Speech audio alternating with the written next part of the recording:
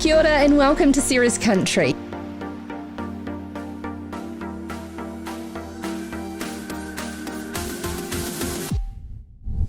The problems facing New Zealand's primary sector have been mounting at a rapid pace. So I think it's time for open hearts and open minds. Kia ora and welcome to Sarah's Country. This is your home to park up for the next hour and soak in the inspiring thought leadership on the future of research, growing and investing in Aotearoa New Zealand's most productive sector, farming and growing food and fashion. It is reported from Tourism New Zealand that the lockout of our international tourists to our island paradise will be close to $13 billion. So there are no surprises that we continue to discuss again tonight about the investor appetite in the primary sector in a world of historically low interest rates. And what better place to tune in to learn about the opportunities among the risks than Sarah's Country, where I bring together an array of voices from the ground up to expand your thinking and inspire you to be bold for your family and your business's future. Of course, this is done in alliance with the wider family of Farmers Weekly and my amazing team here as well at Sarah's Country. I'm your host, Sarah Perriam, and for our new listeners who have recently joined us on this journey towards achieving the world's most efficient nutrients and ethical fibre provider to the world. How does that sound? Each time I like to mix it up, but we're all on the same page, and that's why you're tuning into Sarah's Country. We hope to achieve this by having open minds and open hearts to the tough conversations that we need to have. However, need being a word I'm getting sick of hearing. I was sent this from a member of the audience at yesterday in today's Primary Industry Sectors Conference, and it said just about every bloody speaker at the Primary Industry Summit is saying we need to collaborate more and we'll tell our story better. You know what we need to do is stop saying this and just do it. Full stop. When you say the words we need, in my mind, I'm not sure how you take it, you're effectively presenting an order to a group of people to take action on a problem. And where is the personal responsibility in we need? I'm going to, or my organisation is XYZ collaborate with, would be more nicer to my ears right now. I want to hear this from every member of the industry and know that you are a cog in the wheel, and it is not about waiting for somebody to do something.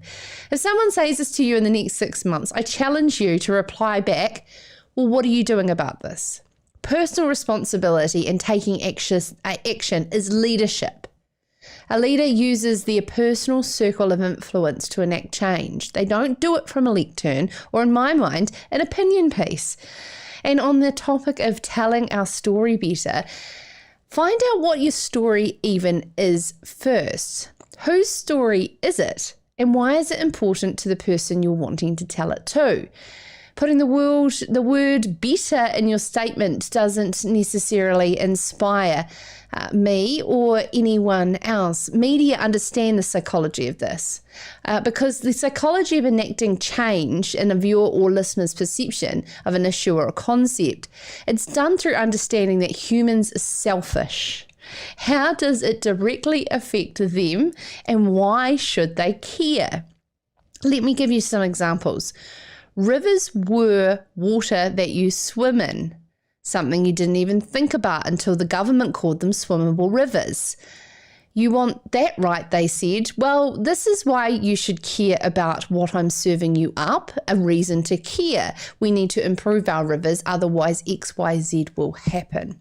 Fear is what drives people, as well as greed. Food used to be something that you just put in your mouth, something that most people didn't care much about how it got to their hands. But a participatory and movement of foodies using organic and vegan foods gave a story to why people should care.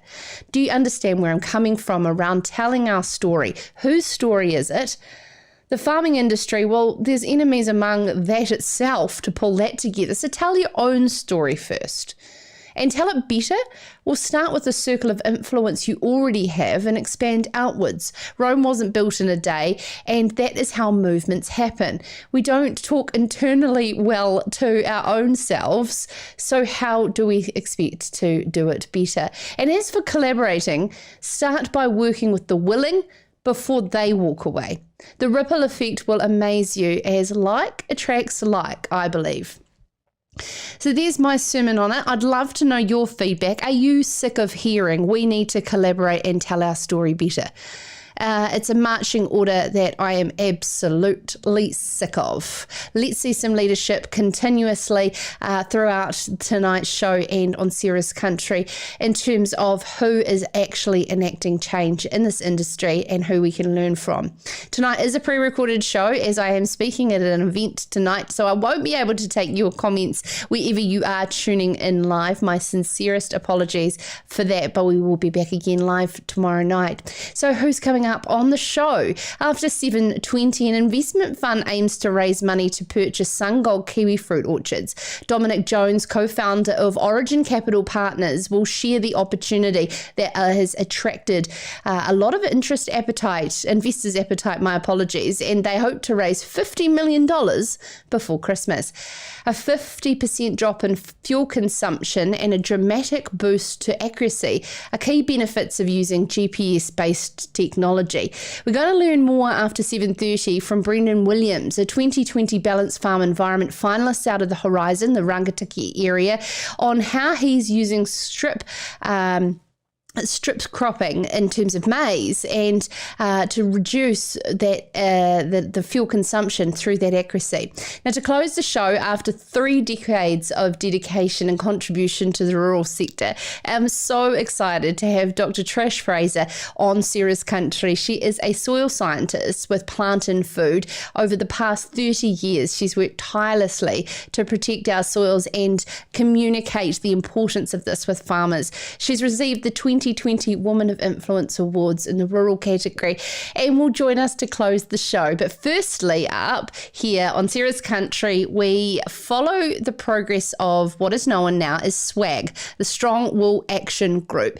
It's open for contributions to create a working budget over the next couple of years to improve the price of the dire strong wool industry and how to do that ultimate verb.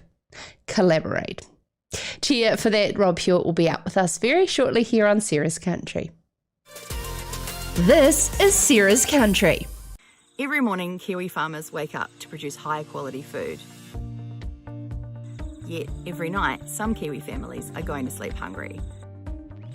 Meet the Need is a charity founded by farmers, and it's here to change all that. We're about New Zealand farmers feeding New Zealand families by donating a small part of what we grow when we can. You can help us make sure no one in New Zealand goes to sleep hungry again. Visit meettheneed.org and follow us on social.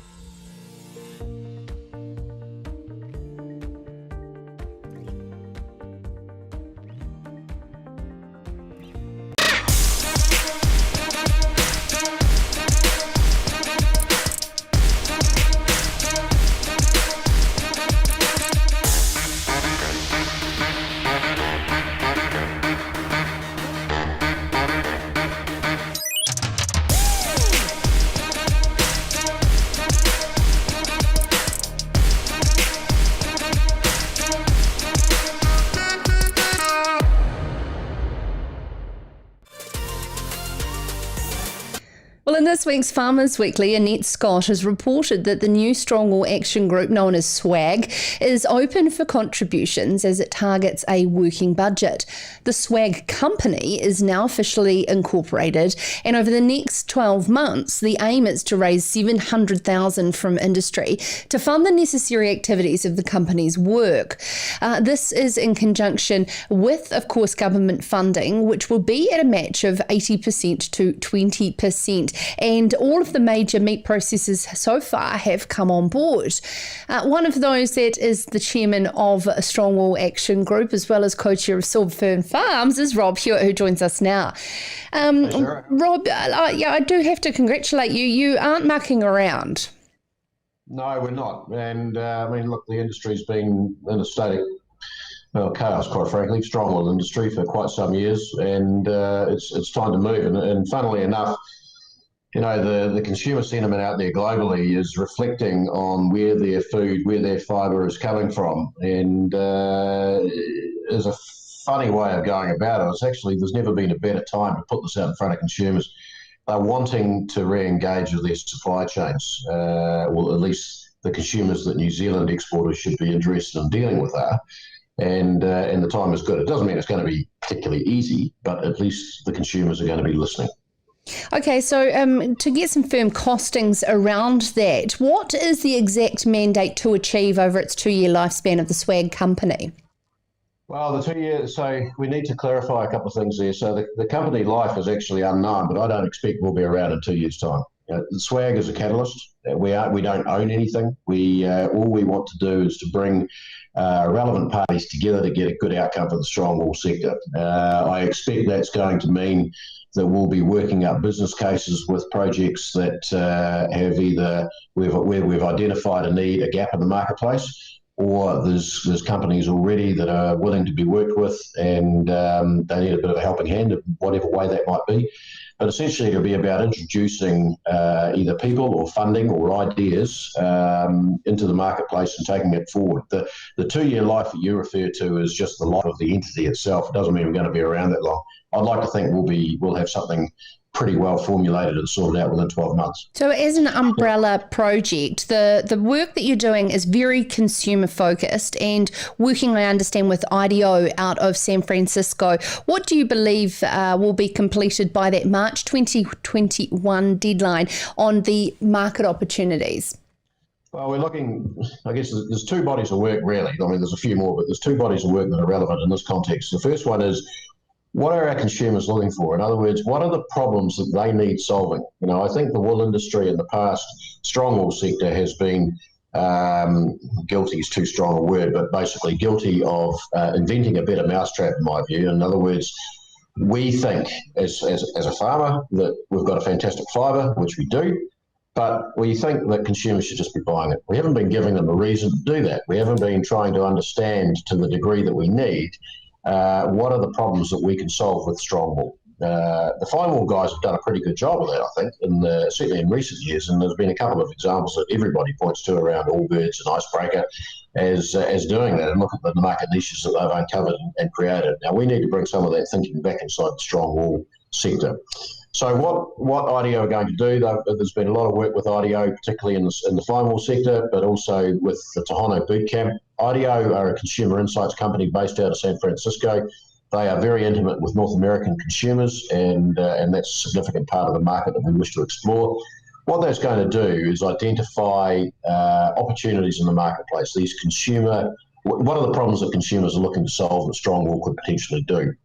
The second work stream is the other side of the same coin, which is what products have we got in the market today? What producers, what manufacturers, who are making products that meet these consumer needs, and what sort of help do they need, if any? But more importantly, I think, or equally as importantly, is where are the gaps and what can we do to fill them?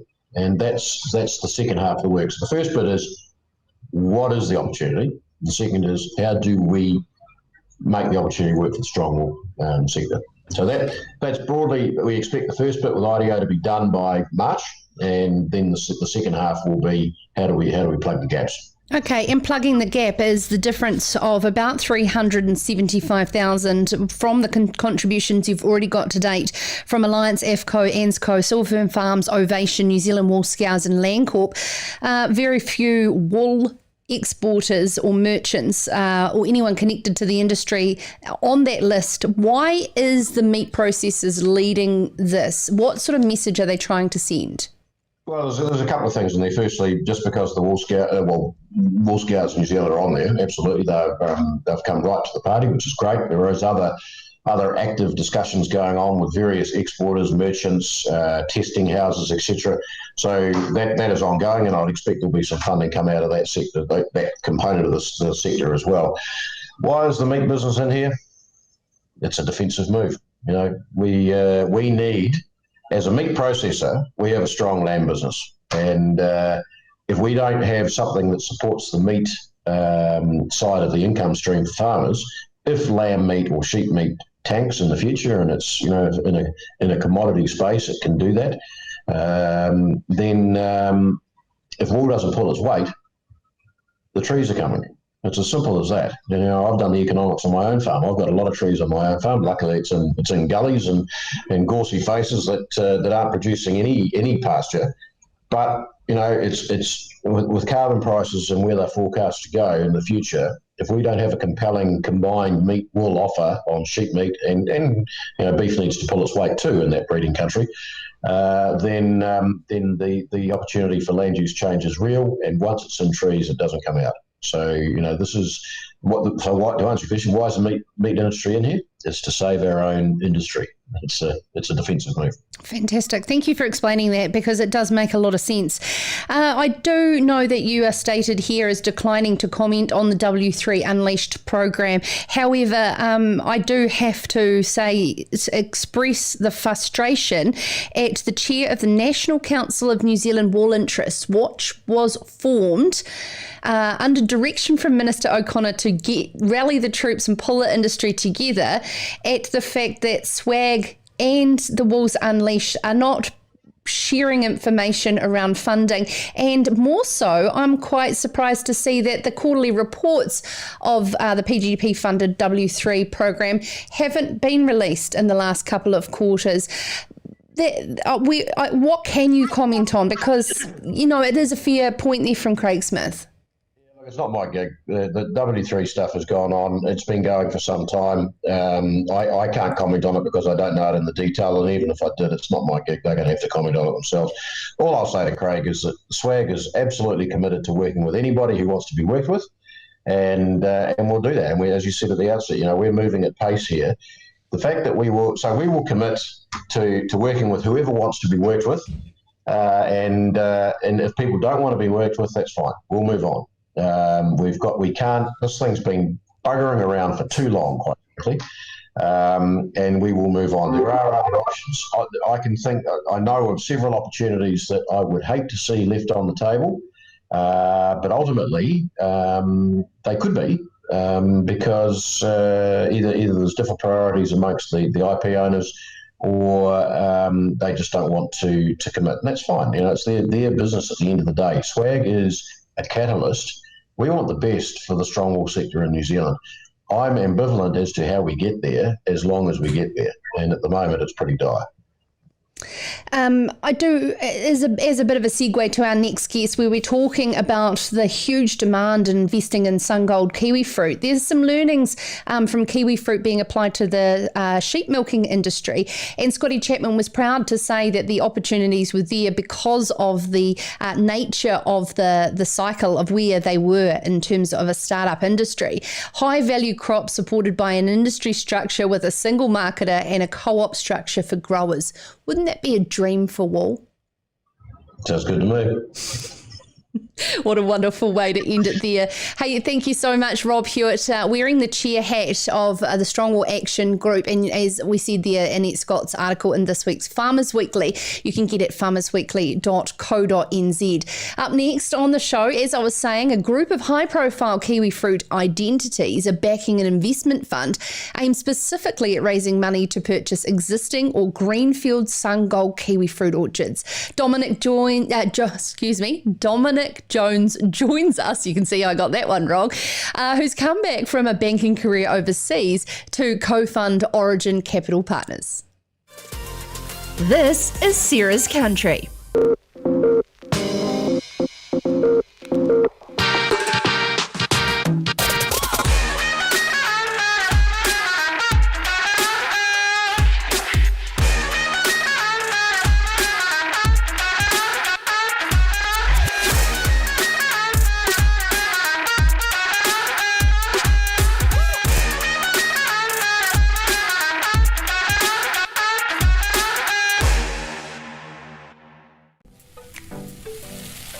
delicious.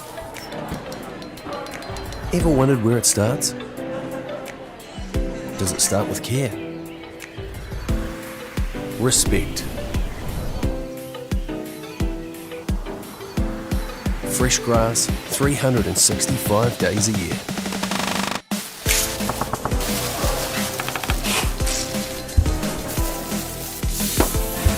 The truth is, delicious doesn't start in a single moment or with a single ingredient.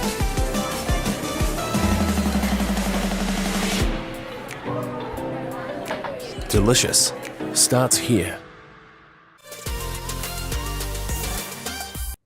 Well, welcome to Sarah's Country if you've just joined us live. Now, I just do have to let you know that this is a fully pre-recorded show. I have had to jet set off to speak at an event tonight.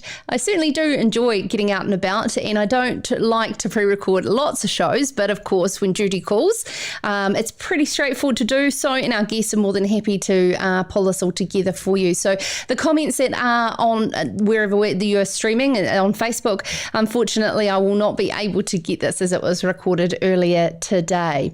Well, Richard Rennie wrote in this week's Farmers Weekly about a group of high-profile kiwifruit identities backing an investment fund aimed specifically at raising money to purchase existing or greenfield SunGold kiwifruit orchards. Origin Capital Partners' four principals include ex-Zesbury's Chief Executive Lane Jager, ex-Zesbury Chair Craig Greenlees and Zesbury's Deputy Chair Paul Jones, as well as being joined by the fourth founder, Dominic Jones, who left a banking career in the UK to oversee Origin's fundraising. He says the group is initially aiming to raise $50 million by Christmas, and the first funding is well underway for two established orchards under offer and a third in its sights. Dominic joins us now here on Sarah's Country. Dominic, let's start. When did you land back in New Zealand from the UK? Myself and my wife got back around Christmas. We came back to get married in January, as it happened. So all quite good timing, as it's turned out. Yeah, so this definitely wasn't a COVID move, a planned move. No. And in fact, we actually left the UK in about June of last year and travelled back through Asia and went to the Rugby World Cup and that sort of thing. So that sort of travel plus our subsequent wedding in January was just good luck with the timing, as it turned out. Fantastic. Okay, with SunGold orchards in the Bay of Plenty fetching $1 million per canopy hectare, and those licences are $400,000 a hectare in this last Zesbury's tender process, you can see why obviously it's in such hot demand. So Origin Capital Partners are pulling together a lot of ex-Zesbury identities, as we said.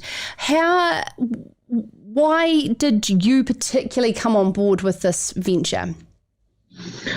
Look, we didn't establish this and look for the identities. It's more the four of us through a number of different avenues already involved in any number of ventures together. So one of the partners, Paul Jones, is actually my father.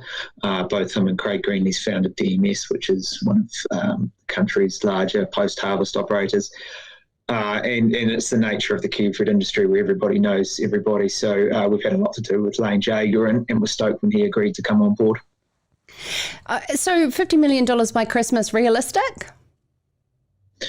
Yeah, so we have a first close of 50 mil and a final close of 100 mil. What that means is once we get to the 50, we'll start spending and we'll call whatever we've already spent, but we'll continue to fundraise. It's now looking like our first close will be comfortably north of 50 million. We're above that number already. So when there was the bid for Zesbury licences, it was oversubscribed by 3.5 hectares to the hectare on offer.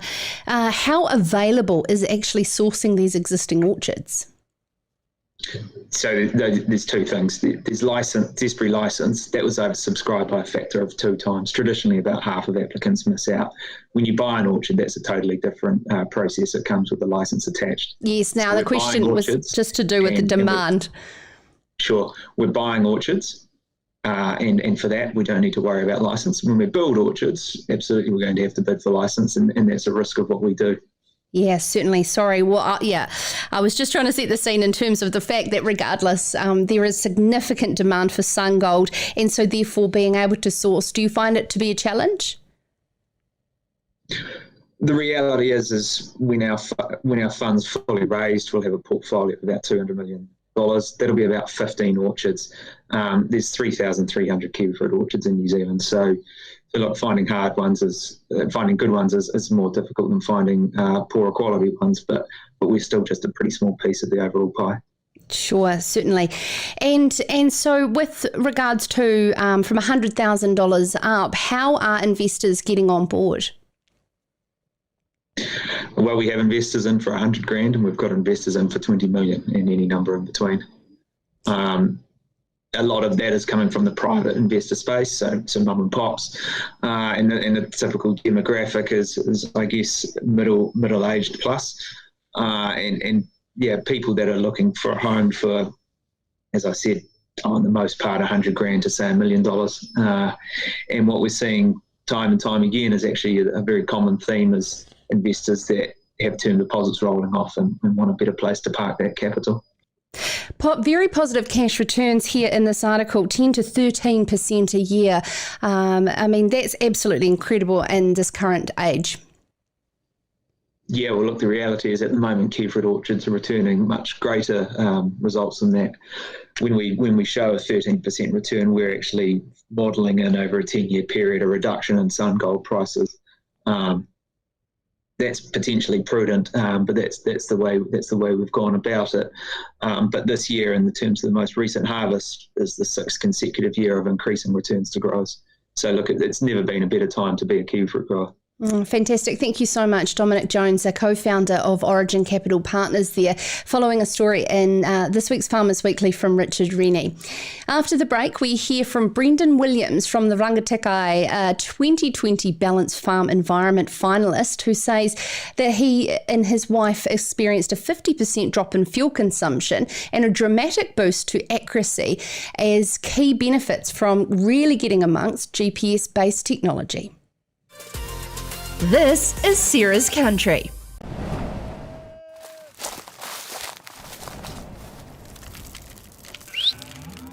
Growing a better world takes courage. It takes foresight and vision. It's about dreaming big, then being brave enough to follow that dream through. To create a world where food is plentiful, soils are healthy, and rivers run crystal clear. A world where we grow more with less, where livestock is tended to with care. Energy is friend, not foe, and waste is a valuable resource. This is the world you're already shaping through imagination, innovation, and determination.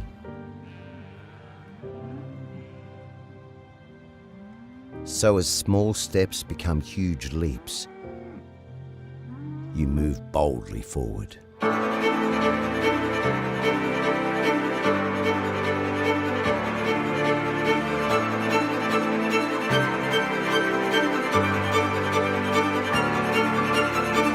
And Rabobank is there beside you to help grow a better world together. Really pleased we got into this. Thanks for your help, Dave. It's a good idea, honey. You reckon it'll come out? Cover it and tell Compare to leave it 10 minutes, and you'll be fine. Good call, Dave. Good call on getting those security cameras, Dave. You call a new one yet? Yeah, kind of. When you've got decisions to make, we'll be there to help you make the right call. I'd go for those ones, Bob. Yeah, good call. Did you choose these? Oh, you know. For great advice and insurance, talk to FMG.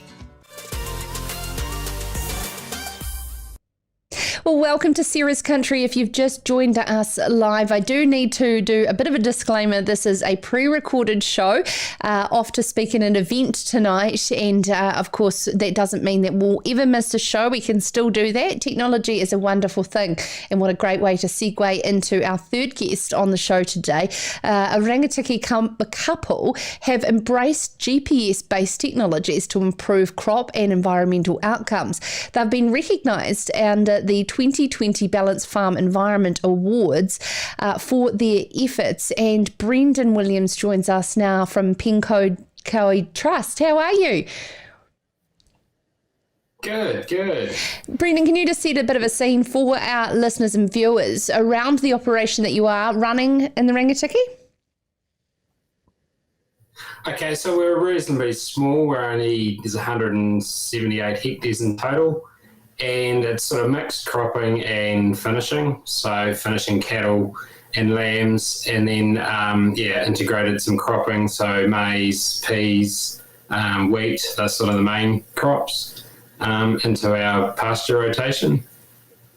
Now, the reason we're talking to you is that you found a 50% drop in fuel consumption. This is huge, and the way to dramatically boost accuracy by utilising GPS technology. Can you talk us through the cultivation technique of planting maize in these strips and how that led to such dramatic fuel consumption drop?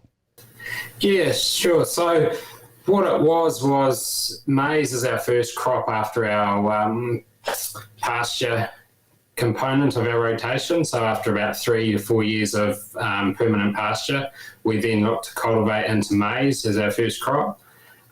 We were conventionally working it, so it would be ploughed, levelled, power harrowed, and then sown. And I guess having GPS technology in the tractor allowed us to look at how we could do that in a sort of smarter and quicker way. So it sort of led us to go down the path of the strip till, which is where we use the self-steer and the GPS to drive straight. And instead of cultivating the entire paddock, we're just cultivating strips that are about 150 to 200 mils wide. And then we just go back and plant in those strips. Because the overlap, isn't it, on all those turns from the runs is, in terms of in trying to drill this without GPS, I mean, it's very much a hit and miss game. I'd love to know, have you ever done some calculations on the yield difference from this type of technique? Yeah, we haven't done the calculations, and we never sort of set out to increase our yields. We set out and we thought, well, if we can get away with, like the strip till in the maize, there's such a saving, in time, cultivation costs and all that sort of thing. So it was more on the inputs that we as farmers can control. So we thought, well, yeah, we'll look at the savings there. And if further down the track we can get it to the stage where our inputs are lower and we can get an increase in yield, then that'll be a benefit. But at this stage, it's mainly around cutting those inputs down.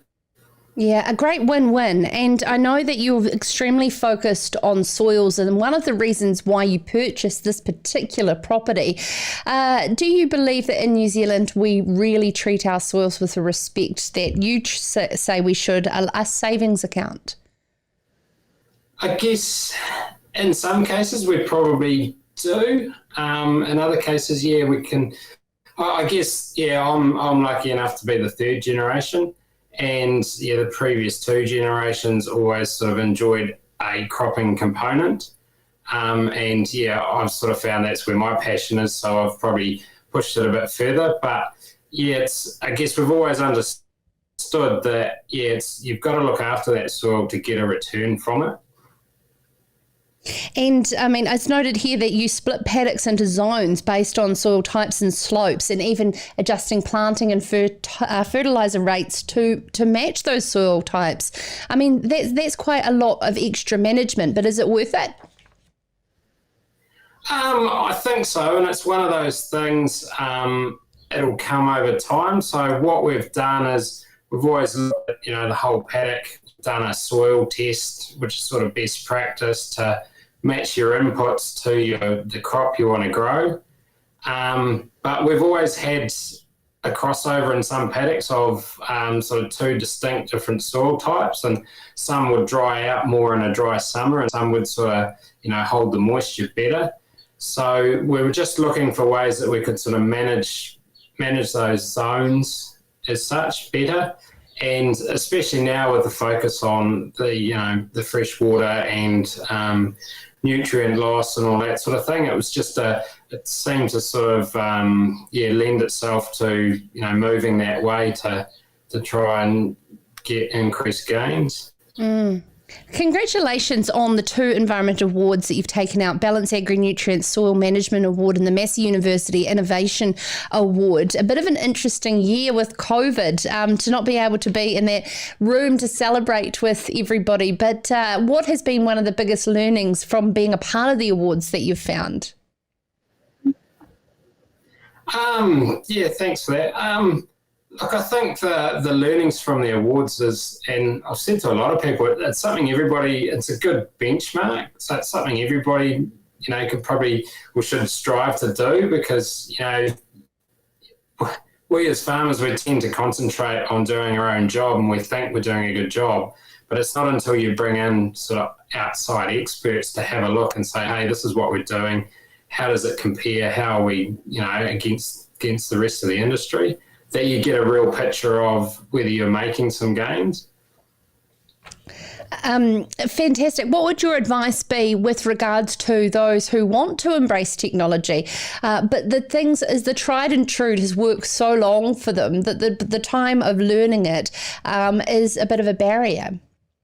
You you start small and work out what it is that you want to do.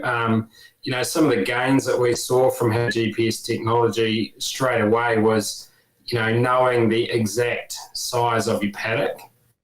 And we've done work for other farmers and they've told us it's, the paddock's 8.5 hectares, and you do your outside round and you find that actually it's, it's 7.8, or, there's been some quite big variations. And then as soon as you know that, you straight away, your drill's calibrated and you've eliminated your overlaps, and you start seeing the savings in the seed and time. And it's sort of, I guess it makes things easier because it sort of quantifies everything. Everything sort of has a fit, and it's just starting at the basics, and then you sort of build from there. Oh, thank you so much for taking the time to join us here on Sarah's Country. Brendon Williams, farming with his wife Rachel in the Rangitikei area, and as we said there, an award winner in the Horizons region for the 2020 Ballance Farm Environment Awards. And thank you very much to the New Zealand Farm Environment Trust for supplying us through that wonderful story. Now, coming up lastly on the show, after 3 decades of dedication and contribution to the rural sector, through her work as a soil scientist, Dr Trish Fraser from Plant and Food Research recently took home the 2020 Woman of Influence Award in the rural category. We'll continue on this great incredible theme around soil management with our last guest, Trish Fraser. This is Sarah's Country. The recipe for perfect beef and lamb.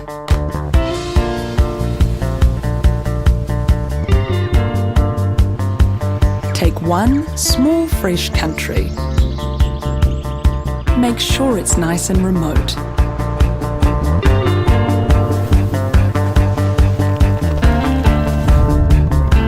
Now, keep it at the ideal temperature all year round.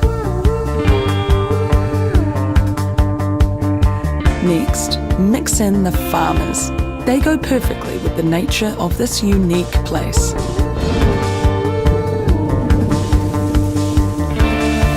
Add regular sprinkles of rain to really bring out the lush meadow grass.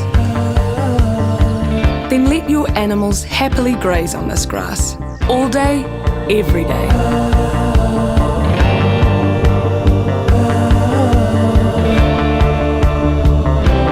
And there you have it, New Zealand, the perfect recipe for beef and lamb.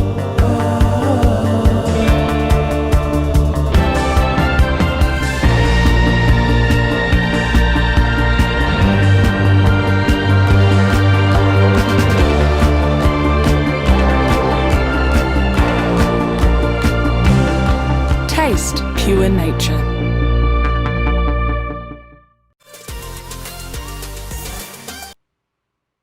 Well, if you've just joined in with us live here on Ceres Country, a big kia ora and welcome, and of course to our listeners on demand around the world on podcast. It's absolutely incredible to have you with us each and every episode, where we do have an incredible growth, and it absolutely blows me away the interest we have from around the world in New Zealand's primary sector. Now, this for our live audience is a pre-recorded show. As I've stated, I had to shoot away to an event tonight. It doesn't take away from the fact that we still have excellent guests that are in alliance with the great stories at Farmers Weekly. And one of those is following on from the awards theme with Brendon there just before. This award is known as the Westpac Woman of Influence Award. And in 2020, which the awards were held last week in Auckland, in the rural category, Dr Trish Fraser from Plant and Food was recognised for her 3 decades of dedication and contribution to the rural sector and rural community, making her the only winner in this particular category from the South Island this year. The judges praised her collaborative approach and her rare skill of communicating science to farmers. I can tell you from experience that is a challenge, and for every scientist who can communicate, we can certainly grow this industry. We are joined now by Dr Trish Fraser from Plant and Food. Congratulations, Trish. How very, very exciting. Thank you so much, Sarah. Yes, it was very exciting and very unexpected to win last week. And of course, there was, let's acknowledge the finalists in the particular category. It's certainly a high calibre of women that represent the rural sector in a position of influence. Absolutely. There were 7 finalists, and I really had not expected at all to win, and so I thought one of those were far more worthy than I was, but I was very delighted when they announced my name on the night. So therefore, I mean, you've been described as a bit of a trailblazer in the soil science world over the last 30 years. Can you start by letting us know what it was like 30 years ago as a woman in this particular field?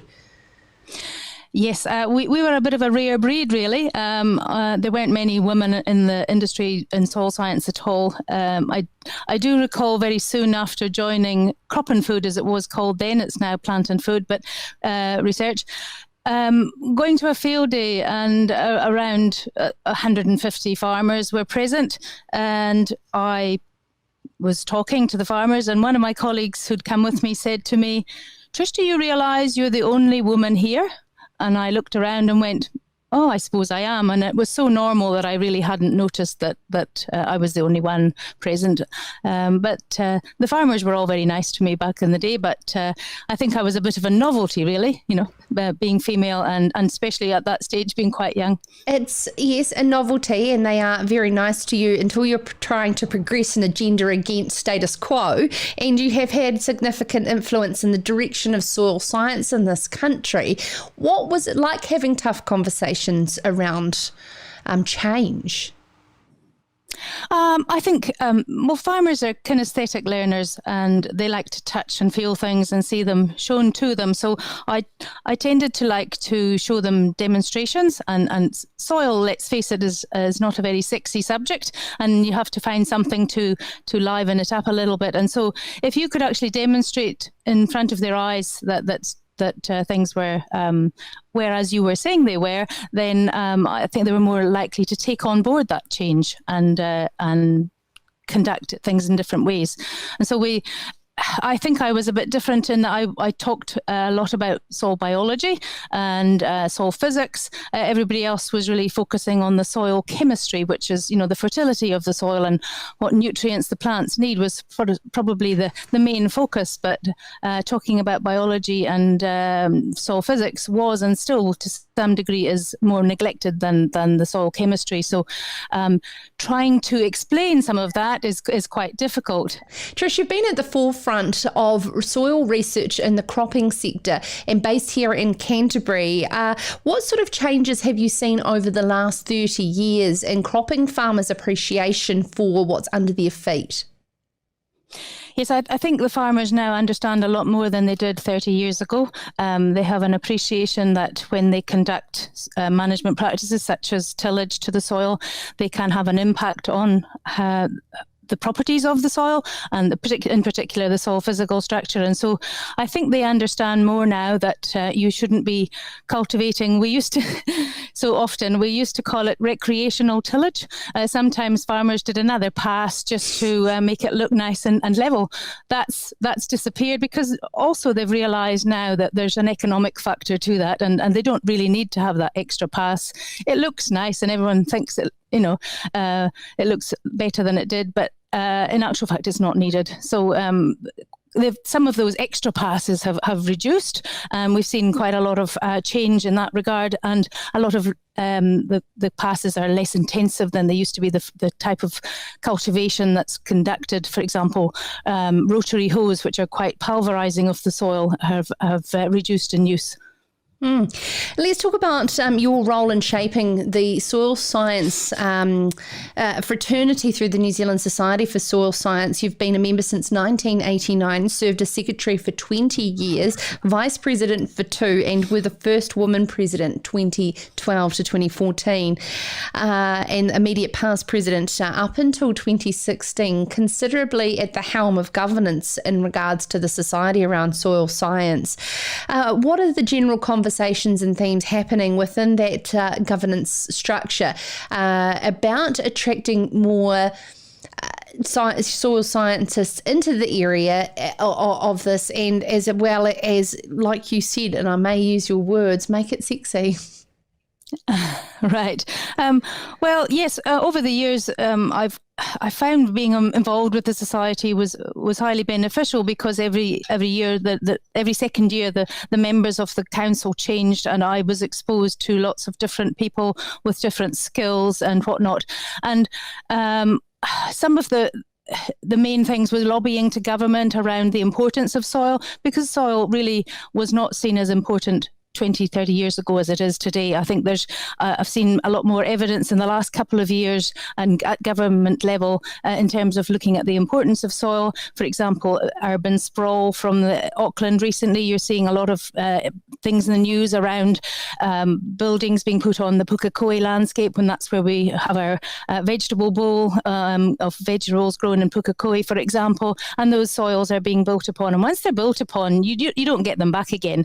So that's really important that we look at soil protection, and so that there is no national policy on soils, and that's something that has been advocated over time. It hasn't come into being yet, but I potentially see it coming. Fantastic to hear. Do you believe, though, that with the trend from a consumer perspective over the last 10 to 20 years to organic, and then New Zealand's interest in regenerative farming, we will see a swing to the appreciation of our soil and what it gives us in terms of life? I think we've already seen a swing towards that in the last 20 years. Back in the 1990s, my colleagues and we were involved a lot with soil quality measurements, which is a measure of soil health. And we were, for example, my colleague Mike Baer made a kit that was to measure on-farm measurements of soil quality. And to be quite honest, nobody was really interested. And that was 20 years ago.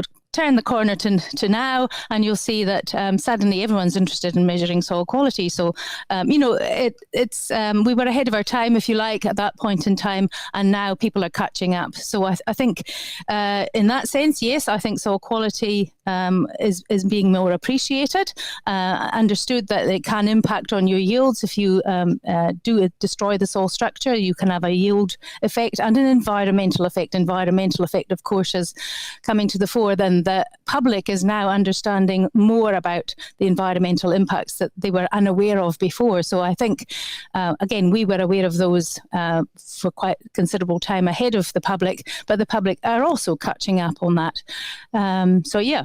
What is the major opportunities for New Zealand, the marketing of New Zealand food, on the basis of the quality and uniqueness of New Zealand's virgin and young soils in the rest of the world? I know there's a lot of work going on into the Waitaki area with Jersey beanie potatoes and their particular soils. Is there something we can clasp onto here to sell that New Zealand story around nutrients? I think it's the way in which we manage the soil and look after the soil. I think we're ahead of the game in many respects. We have soil that is higher in organic matter, generally speaking, than many other countries around the world. Those young soils are higher in carbon, which is important. And in general, we have a higher amount than, say, over in Australia. They have a much lower percentage carbon than generally speaking in New Zealand. So we're at the forefront on the front foot, fruiting that, if you like. And so I think, yes, regenerative agriculture is getting a lot of press. There is a movement called regenerative agriculture, but there is also the word regenerative being used more in the sustainability sense. And I think that, or the conservation sense, there's a movement there that a lot of people have already taken some steps to do some more regenerative practices with a small r rather than with the big R. And so I think there's lots of things being done here already that would fit into that basket, if you like. We have less tillage being conducted. We have lots of cover crops being sown, and the land is much less often fallowed than it used to be. We used to see a lot of fallow in the landscape over the winter, but there was the realization that whilst it was fallow, the water was coming in the rainfall, and it was causing the nutrients to disappear and leach through the soil profile. So farmers changed their practices and started to grow cover crops over the winter. We don't see fallow as much at all now, and maybe for a short period when it has to be done, but really that practice has disappeared largely. So there have been a lot of changes, and I think farmers, as I said, they're kinesthetic learners. As soon as they see what those changes can do, they'll pick them up. There'll be a rapid uptake, as long as they can see that there are some sensible benefits and practical ways to do that. And that's probably leading into my last question, is around your incredible skill to communicate science to farmers. Do you believe that we still have a real challenge within our Crown Research Institutes to be able to do this? Or do you think that there is a real shift and change in applied science? Certainly it's far more encouraged now than it was for a time. I was probably unusual in that there weren't so many people who did go and communicate to farmers for a time from the CRIs, but I think there's a lot more people in getting involved there now than there were. And so, yes, I'm not so much of that trailblazer that you mentioned. But actually, I've just discovered here on my script that you have also been incredible in terms of getting young primary school kids' hands in the soil, with 330 kids recently a grant to visit you at Plant and Food in Lincoln and understand more around scientific research. How rewarding is it giving back to the next generation? Yes, I really enjoy seeing them understand more about science. A lot of them don't appreciate that science is around them all of the time. So, yes, we brought, this is a couple of years ago now, but we brought kids into plant and food research at Lincoln and helped them understand that there was, even behind getting a bag of potato chips, how it was grown in the soil, what nutrients were required for the plant. Then we showed them that there were loads of different types of potatoes. There was breeding that could be done. And then we showed them that there was some research that needed to be done around the pests and diseases. So there was pest research, there was diseases research. And then finally, there was also food research in that, how did you cook those potatoes and how do they end up on your plate, whether they be chips or whether they be in other forms. So yes, I think hopefully it was enlightening for the children to realise that even just the humble potato has a huge amount of science sitting behind it. Fantastic. That's an incredible way. And this is the thing is, if we don't actually explain how it individually affects that person, then they have no connection to why they should care. And you've got an innate ability to do so. Finally, again, just congratulations, Dr. Trish Fraser from Plant and Food Research. They're receiving that honourable title as the rural categories, the winner of the rural category at this year's Woman of Influence Awards.